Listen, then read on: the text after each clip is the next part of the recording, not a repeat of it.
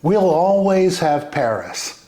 Of course, I live in Las Vegas, where we do in fact always have Paris, and Venice and New York and Egypt and medieval England for some reason. But I digress. You found your way back to the Steely Dan 64 project. This is where I share my personal ranking of the 64 songs released by the one-of-a-kind musical partnership known as Steely Dan during their classic period from 1972 to 1980. My foundational premise is this: not one of these 64 songs sucks, but I do enjoy some more than others. In this video, we'll begin to delve into my top 12.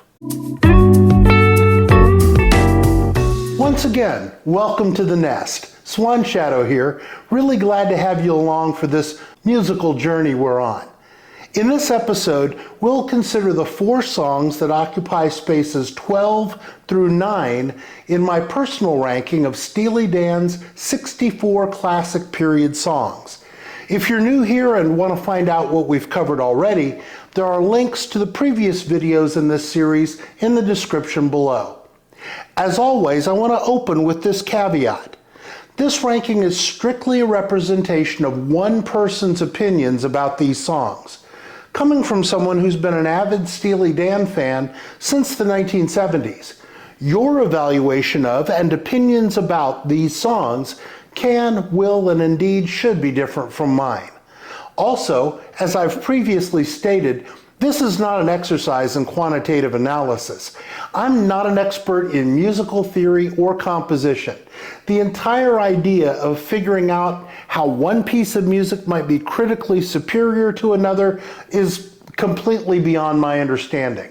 This is just about what I like and what I prefer, period. So, with that, onward and upward. Song number 12 in my ranking is Black Friday, the opening track on Steely Dan's 1975 album, Katy Lied. One of the underrated boons of the internet is easy access to song lyrics, something that in less technological times people had to decipher for themselves more often than not. Sometimes successfully, other times less so. For years, I puzzled over the word, or was it a phrase, in the second verse of Black Friday. Was it my swell brook, Miswell brook, Musselwell brook? As it turns out, the word is Muswell Brook. It's a small town in New South Wales, Australia, about 150 miles north of Sydney. No one's quite sure how the place came to be called Muswell Brook. The best guess is that it was originally designated Mussel Creek, like the shellfish, which became Muscle Creek, like the body part, before morphing into Muswell Brook and eventually Muswell Brook. Or perhaps, as allegedly happened with Istanbul, people just liked it better that way. Walter Becker and Donald Fagen chose the name check for their tune about a scurrilous financier absconding with funds because it sounded like a nicely remote place to run off to if you were a fugitive from Los Angeles. Also, it conveniently rhymed with book. Musically, this one's got everything you want.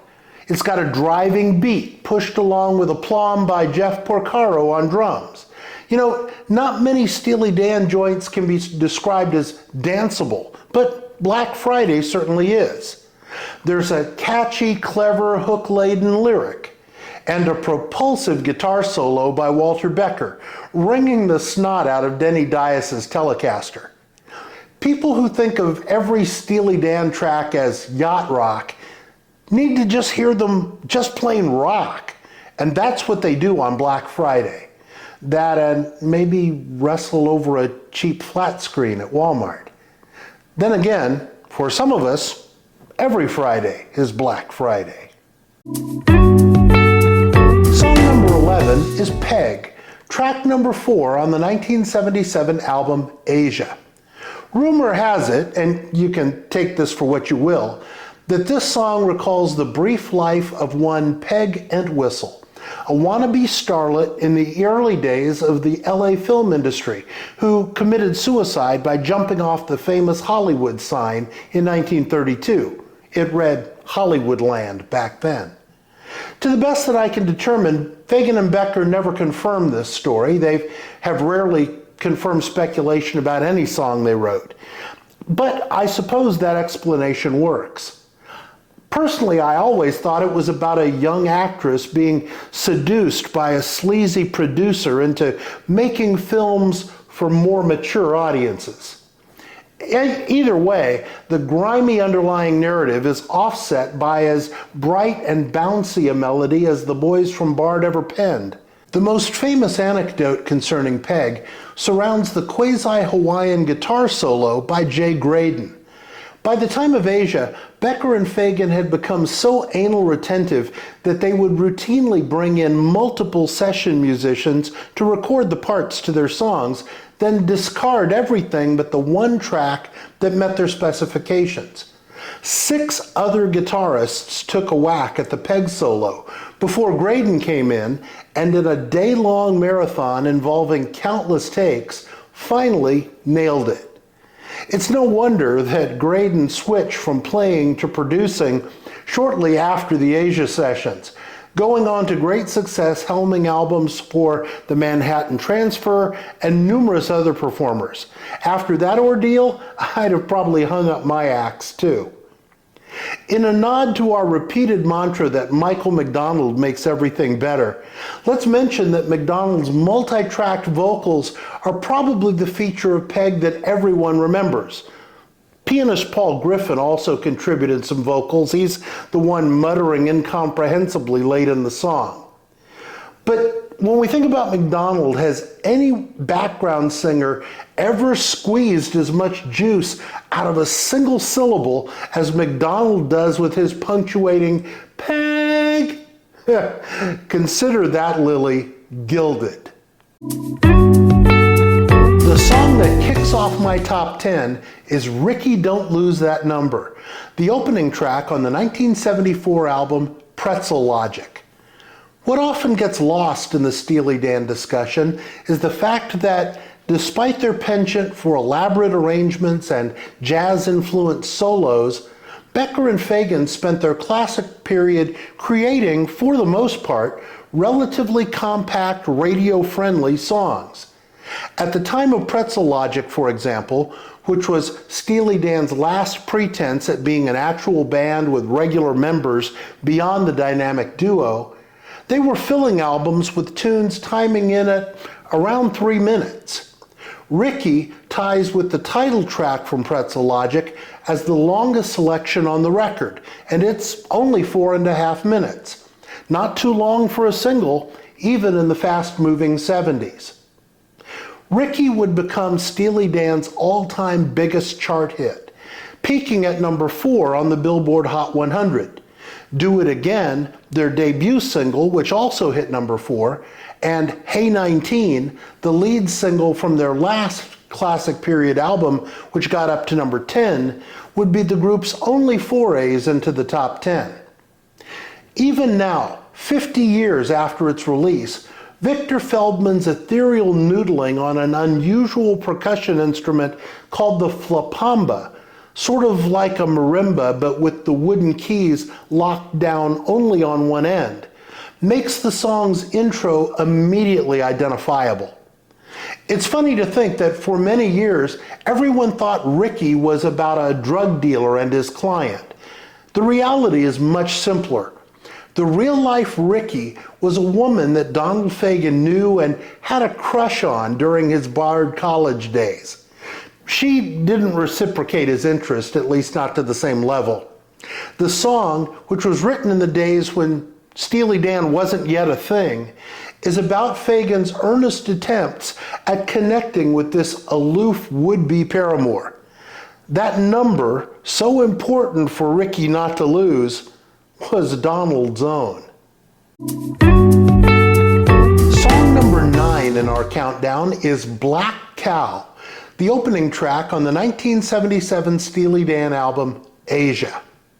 For the record, I've never consumed a black cow. which I'm told is kind of an alcoholic milkshake consisting of Kahlua, which is a sweet coffee-flavored liqueur imported from Mexico, along with half and half and cola, which frankly sounds to me like something a stoner with the munchies would dream up if challenged to create a cocktail. The strange brew that is Black Cow the song, however, goes down even more smoothly and sweetly than its namesake drink. Now, here's an odd casting choice. Drummer Paul Humphreys, who makes his only Steely Dan session appearance on this track, was for many years the drummer for Lawrence Welk, the king of sanitized muzak for elderly white folks. But let's not hold that against the man. A cat's gotta eat, right? Before settling in to tap out rhythms behind champagne music, Humphreys was a veteran jazz session player who supported everyone from John Coltrane to Wes Montgomery, and who recorded and toured with such diverse popular music stars as Marvin Gaye, Jerry Garcia, and even Sammy Davis Jr. Speaking of casting, let's give a shout out to the ladies of the chorus, who carry even more of the weight on this number than they often did. Steely Dan employed teams of soulful female vocalists on recordings all the way back to their debut album. For example, Dirty Work on Can't Buy a Thrill. For Black Cow, Becker and Fagen enlisted the quartet of Clyde King, Shirley Matthews, Vanetta Fields, and Rebecca Lewis to glide along with Fagen as he wove this tale of a crumbling relationship with a drunken and dissolute lover. The counterpoint between the silky tones of the women and Donald's nasal growl lends the song a subtle irony. Also, we have to talk about Tom Scott. The legendary sax man contributes both a stylish solo on this track and some stellar horn arrangements all over this particular album. Scott's impact would be even more powerfully felt on Steely Dan's subsequent album, Gaucho. Now, here's a fun fact. Of the 7 classic period Steely Dan albums, 2 open with a song whose title begins with the word black. And we've covered them both in this video. Top 8 coming up next. The pure cream rises to the surface. When our next episode is posted, you'll find a link in the description below. But if I may be so bold as to ask, please take a second to tap the thumbs up, to like this video. And you might as well subscribe to the channel and punch the notification bell. All of that helps with the YouTube algorithm, which ultimately makes it easier for other fans of this music to find their way here. So thanks in advance for the tapping. Until next time, friends, be well, stay steely, and hey, is there gas in the car?